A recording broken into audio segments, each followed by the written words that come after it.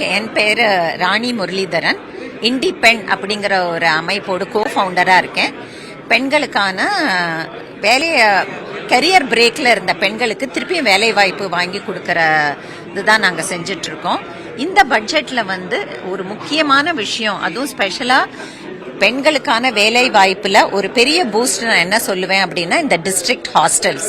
ஏன்னா பெண்களுக்கு வேலை வாய்ப்பு கிடைக்குது, ஆனா அவங்க சேஃபா ஒரு இடத்துல போய் தங்கறதுக்கு அது ஒரு எப்பவுமே ஒரு கேள்விக்குறியா இருந்தது.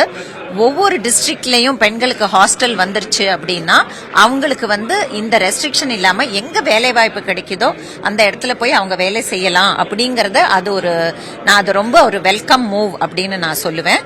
இரண்டாவது இந்த MSME மித்ராஸ்னு ஒரு ஸ்கீம் கொண்டு வந்திருக்காங்க இல்லையா, அதுல சார்ட்டர்ட் அக்கௌண்டன்ட்ஸ், காஸ்ட் அக்கௌண்டன்ட்ஸ் மட்டும் இல்லாம அவங்களுக்கு கீழே ஒரு பேரா ப்ரொஃபஷனல்ஸ் அப்படின்னு அவங்க MSMEக்கு சப்போர்ட் பண்ணலாம் அப்படின்னு சொல்லியிருக்காங்க.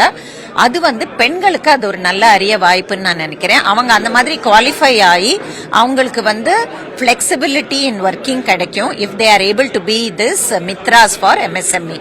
அவங்க 9 to 5 ஜாப் தான் பண்ணணுங்கிற அவசியம் இல்லை, கன்சல்டன்ஸா இருக்கலாம் MSMEக்கு. இது ஒரு நல்ல வாய்ப்புன்னு நினைக்கிறேன்.